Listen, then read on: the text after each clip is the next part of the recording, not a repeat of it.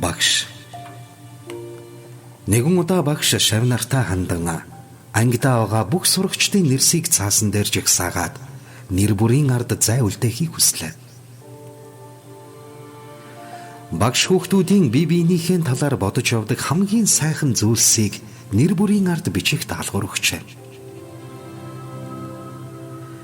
Хичээлийн хамгийн сүүлчийн цаг байсан тул хүүхэд бүр тайван гэгчин өөр өөрсдийн ажлаа дуусгаад багшд хураалгаж гэртээ харьцааж байлаа.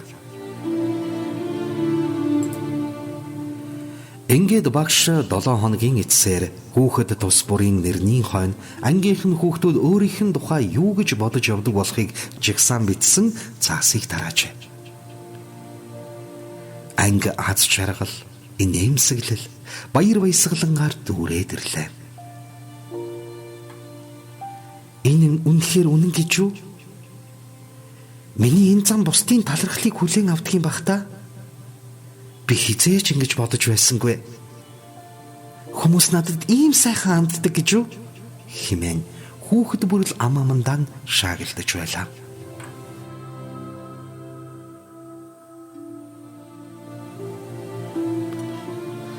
Удалгүй энэ цаасны талаар дахиж хинж дурссангүй. Багш хүүхдүүдийг энэ талаар бие биетэйгээ ярилцсан эсэх. Аав ээжтэй энэ тухай хэлсэн эсхийг огт мэдээгүй бөгөөд өөрөө ч энэ талаар огт анхаарал тавьсангүй орхижээ. Харин энэ сэтгэл зүйн дасгал үр дүнгээ өгсөн нь илт байлаа. Зурагчид бие биедээ өмнөхөөсөө илүү сайхан хандаж сэтгэл хангалуун байдаг болов. Хамт олонний уур амьсгалч маш сайнаар эргэжээ. Хожим тэд сургуулаа төгсөхөд ангийнхан нэг хүүхэд Вьетнамын дайнд явсан боловч ам өргөдөж байна. Баатарлаг гавья байгуулсан тэр хүүгийн оршуулгын ёслолд багш нь оролцлоо. Сүмд түүний найз нөхөд хүрэлцэн ирсэн байлаа.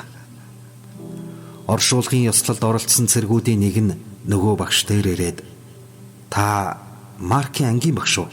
гэж асуухад бүсгүй "Тийм ээ" хэмээн толгойд өглөө.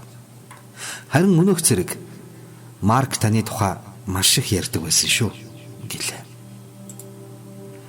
Ёслолын дараа Маркийн ангийн хүүхдүүд бүгдээрээ үдийн цайны ёслолд оролцлоо.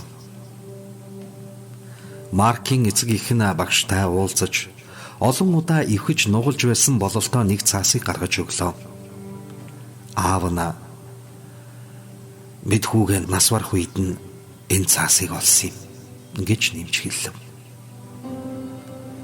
Тэгээд багш болон ангийнхан хүүхдүүд энэ цаасан дээр Маркийн тухай хүүхдүүд юу гэж бодож явдаг талаар бичсэн байгааг хараад таньсан юм.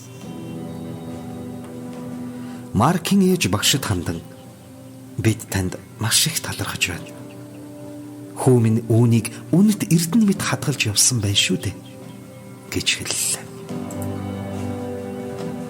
Маркийн ангийн хүүхдүүд бүгдээрээ энэ тухай ярилцаж эхэллээ.